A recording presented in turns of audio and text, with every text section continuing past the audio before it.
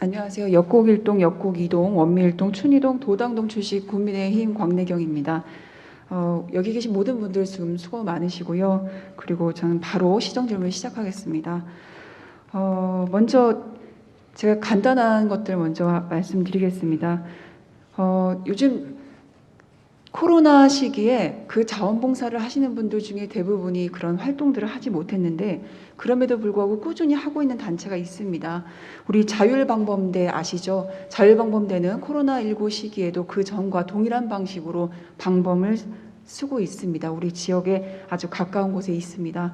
근데 자율방범대의 우리가 하는 역할에 비해서는 우리 시의 지원이 어떻게 보면 많다고도 할 수 있지만 어떻게 보면은 그만큼의 역량이 더 적다고 저는 생각이 됩니다. 일단 기본적으로 우리 38개 자율방범대가 있더라고요. 38개 자율방범대 중에 31개가 컨테이너 또는 불법 건축물 안에 있습니다. 공원이나 도로에 있죠. 그래서 이 문제들에 대해서는 지난 2017년에도 의원 발의로 도로나 공원에 있는 것을 점용 허가토록 해주는 발의를 하셨으나 집행부의 제2 요구를 통해 그 부분은 발의가 취소된 바 있었습니다.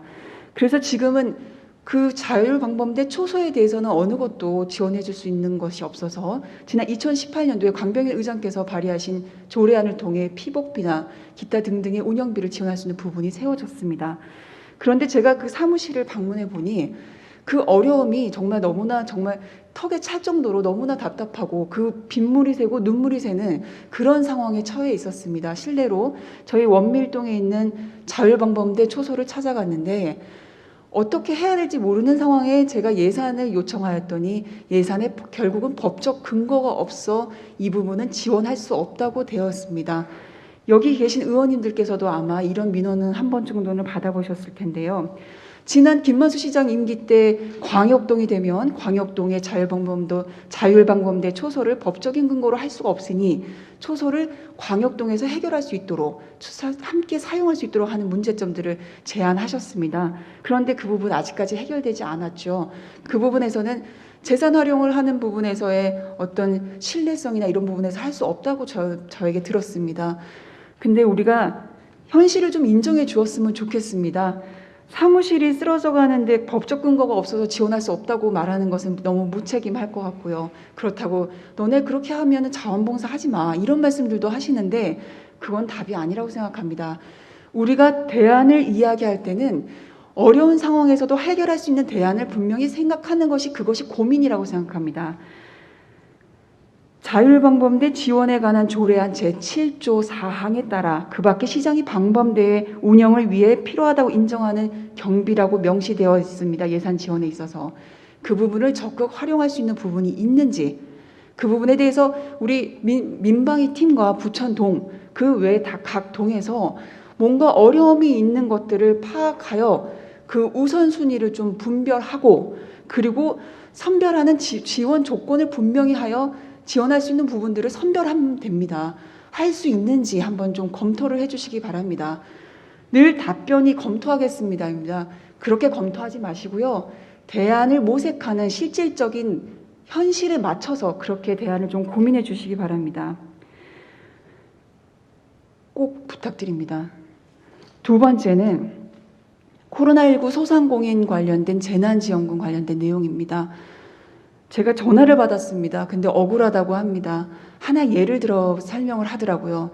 미용실은 행정집행명령을 당해서 그 9시까지밖에 업무를 보지 않았다고 해요. 그래서 9시에 대한 명령 때문에 이번에 코로나19 지원금을 받았다고 해요. 그런데 이분들이 생각할 때는 미용실은 늘 9시에 문 닫는 가게였기 때문에 저기는 늘 9시에 문 닫는 가게인데 저기는 행정집행명령에 속해 있기 때문에 지원을 받고 본인들은 옷가게를 하는데 시장통 안에 있는 옷가게에는 사람이 없으니 먹고 사는 문제 중에 먹는 문제는 우리가 돈을 쓰더라도 입는 문제는 조금 참기 마련입니다. 그 강남시장 안에 있는 옷가게에 계신 사장님이 얼마나 억울하면 미용실을 예를 들어 전화를 받았습니다.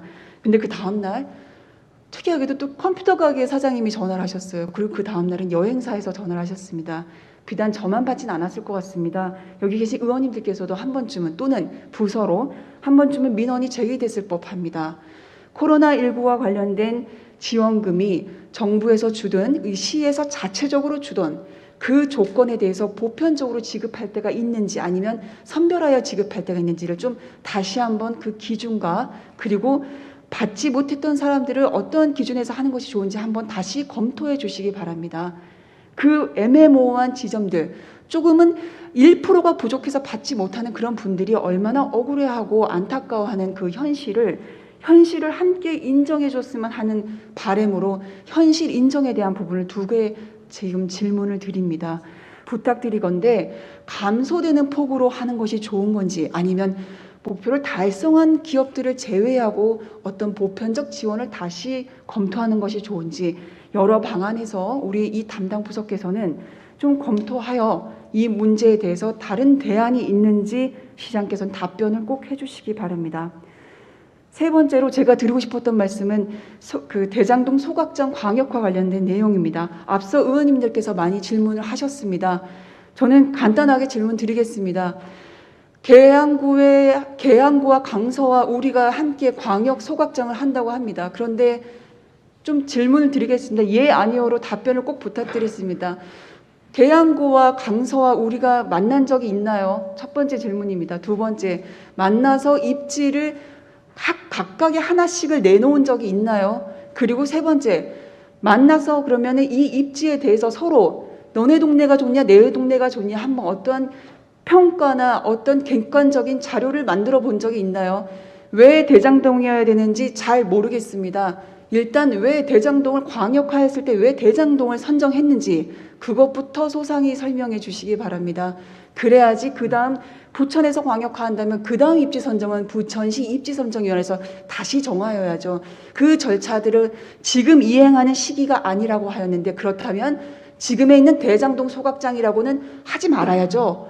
그런 답답한 부분을 우리 주민들이 좀 알 수 있게 그게 어떠한 공개 여부를 떠나서 이 부분은 반드시 공개하고 주민들과 합의하고 협의하고 알려줘야 되는 정보의 공개 여부가 전 분명히 있다고 합니다.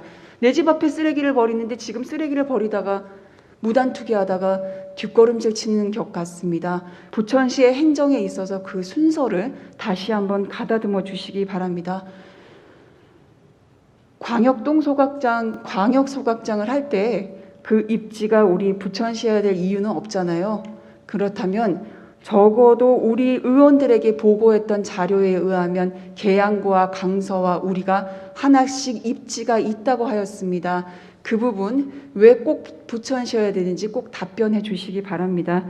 그리고 두 번째로는요. 이미 주민 소통 문제나 공사 기간이나 지역의 정치권 반대나 여러 가지 문제들에 봉착되어 있습니다. 이 문제들을 해결하는 것이 옳은지 아니면 지역 주민들의 이야기를 듣는 것이 옳은지 그것을 좀 고민해 봐야 될 것 같습니다. 지역 주민들을 다 뒤로 한 채 정치권의 설득만으로 이 문제를 해결해서는 절대로 안 된다고 생각합니다. 주민들이 반대합니다. 그렇다면 우리 시가 광역화를 추진할 수 없다면 그 다음 출구 전략은 무엇인지 시장에게 질문합니다. 우리 부천시가 광역화가 안 될 경우에 어떤 출구 전략을 갖고 있는지 답변해 주시기 바랍니다. 그리고 세 번째는 부천시 자체적으로 단독으로 그렇게 현대화 사업을 추진할 계획은 없는지 그렇게 꼭 답변 주시기 바랍니다.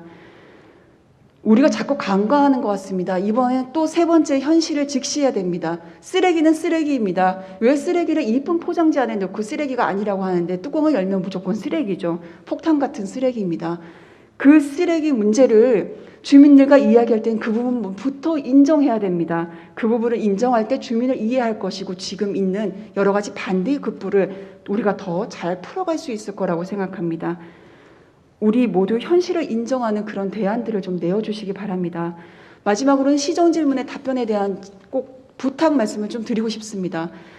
264회 저희가 시정질문까지를 볼 때 263건의 시정질문이 나왔다고 합니다. 그중에 120건이 다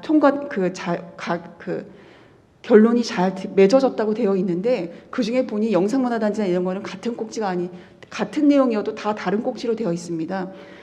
시정질문을 답변해 보면 항상 노력하겠습니다, 검토하겠습니다, 최선을 다하겠습니다 이렇게 나와 있습니다.